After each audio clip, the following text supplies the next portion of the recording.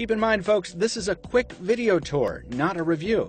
And this is a pre-release technical build, not a finished product. Consider this a very early advanced look at a few of the new features that'll eventually come to Windows 10. We'll be going in order of coolness or potential coolness, according to me. You may disagree with my order. If so, feel free to watch another hands-on. For the record, I'm testing this preview release on a Lumia 830. For a list of supported devices, visit Microsoft at the link in the description below. Number 1. New voice command input. For literally years, Google and Apple have eaten Microsoft's lunch in voice dictation, which a lot of people use, so this improvement could be huge.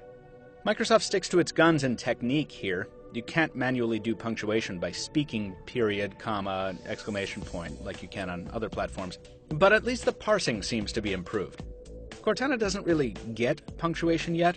She just kind of tosses in periods after a long pause. But it's better than it was on 8.1, and at least you can pause to think for a second with this version.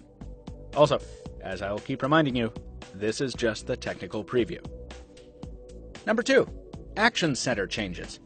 Be real for a second. Not being able to dismiss individual notifications on 8.1 was a pain, and the limited number of quick toggles up top sometimes felt pretty limiting too. The toggle issue is easily fixed in 10, just by adding more of them above an invisible expansion slot, and thankfully you can now remove individual alerts rather than clearing a whole group. And then there's the quick reply feature. When you get a text, just swipe down on a toast notification to call up the keyboard and reply. It doesn't work for email or third-party messenger apps like Facebook at the moment, but it's possible those will be added later. Number 3. The settings screen.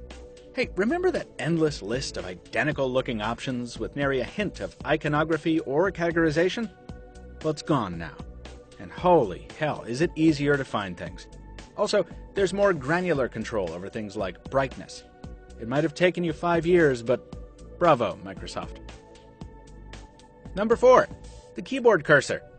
Remember the little eraser-like nubs that IBM and Lenovo laptops used to have? The new Windows Phone has it too. This has barely been mentioned in the official talk, but it's here, and it's awesome to have an alternative to the traditional tap directly on the text approach, which still works, by the way. The execution is just fine on a horizontal movement, but it gets a little wonky when you're jumping vertically between lines of text. Hopefully this can be attributed to the early preview build. Number 5. The bits and pieces. All these little nuggets deserve further exploration and in some cases explanation, and they'll get it in follow-up pieces at PocketNow.com. The preview build is very obviously an early one, with plenty of slow animations and dropped frames.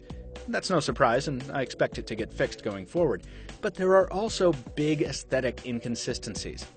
That settings screen has little in common with the older UI elements, just like the new Photo Hub menu has little in common with anything else on the phone. Different apps appear to be optimized for different screen resolutions. There's a lot of seemingly random enforcement of white elements instead of black. White in the email keyboard, white in the brightness menu, white on the Cortana landing page. Also, while I started off with the same transparent tiles I had on 8.1 after the update, I wasn't able to get them back once I tried out the new Windows 10 look. Since it's obviously possible for 10 to support the old transparent tiles, I hope we're at least given the option to retain that look in a future build.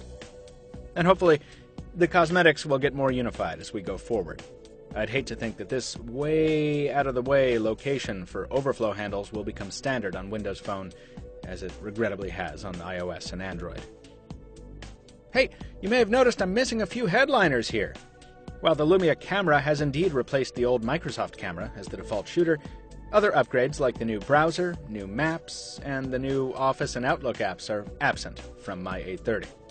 With all this stuff pending and the software in such an early state, obviously it's not the time for conclusions of any kind. I just wanted to give you Windows Phone fans a quick look at what's in store from Microsoft. Till then, I'll say goodbye, and like Windows 10, I'll urge you not to forget your next appointment, whatever that may be.